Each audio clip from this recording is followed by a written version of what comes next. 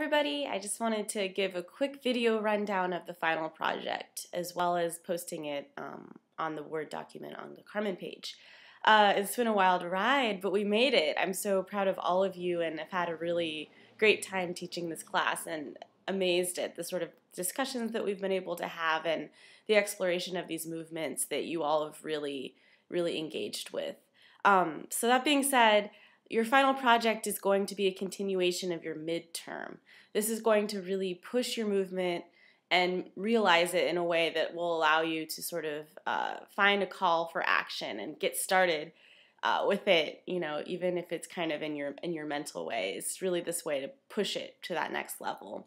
So the final exam will take place in 5 parts, and each part has a different requirement, as you could see in the instructions. These 5 parts really need to be labeled, each of them. Make sure that you're writing with 12-point font in Times New Roman, 1-inch margins, and citing all of your sources. Again, I would love for you to follow the Chicago style. That's a requirement, and this will be posted on the Carmen page as well. So be sure that you follow all of the formatting requirements for the final exam. For the first part, part 1, you're going to be naming your movement and then explaining to me how you came to your movement's name. How did you devise it? A paragraph or so will suffice for this section. It's just a short explanation of the name that you're using for your movement. Part 2, you'll be defining your movement. This is a quick synopsis of the who, what, when, where, why. Many of you did this in your midterm and it was great, and this is where you kind of ground it in statistics from the day explaining why your movement is so important. This means talking about the current state of the country and how your movement will take hold. This section should be at least 2 paragraphs, really start getting into this historical context in a way of your own movement, right? Just painting the landscape and explaining why the kernels are there for change. In part 3, this is a way of guaranteeing your movement's success, and this part might look really familiar.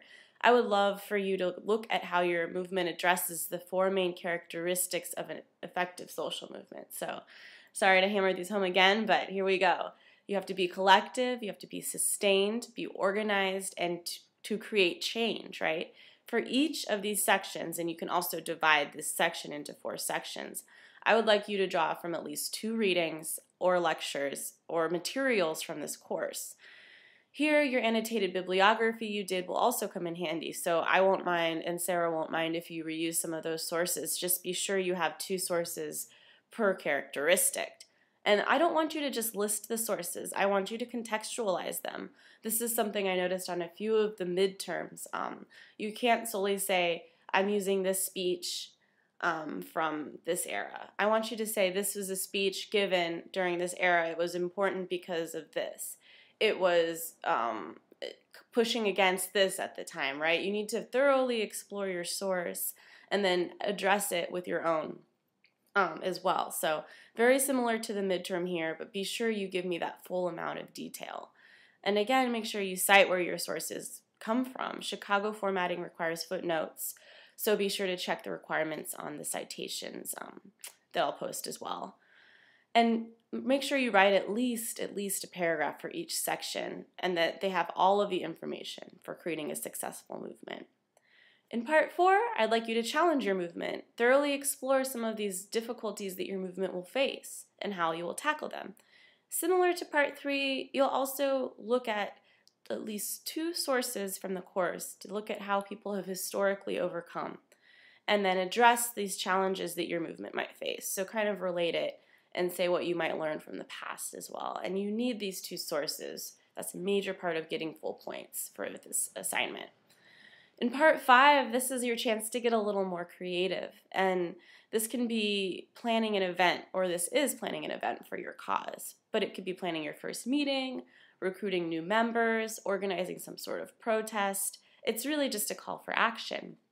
And so with this, the format can be anything from a page flyer, a Facebook event, some artistic sort of call to action, right? Microsoft Word flyer, anything that you guys can think of, looking at the who, what, when, where, and whys of this event, right? If you're not feeling like making anything or being creative, you can also just write all the information that you would put on this flyer for the event, but make sure it's full and have an idea of a sense of what kind of imagery you'd like to use to really pull people in. And in doing this, make sure that you write about at least one source from class that explains the historical inspiration behind your call to action. Was it a protest that you read about in March? Was it something that really struck you in Zen that really inspired your method of calling the call for action? So make sure you don't forget that part as well. Again, all of this is listed in the rubric, and read that too, and make sure you check off the little marks as you go and have everything there for full points, right? So hopefully this helps a little bit. I thought I would sort of virtually explain it a little as well. And let me know if you have any questions. All right, appreciate it, guys. Talk to you soon.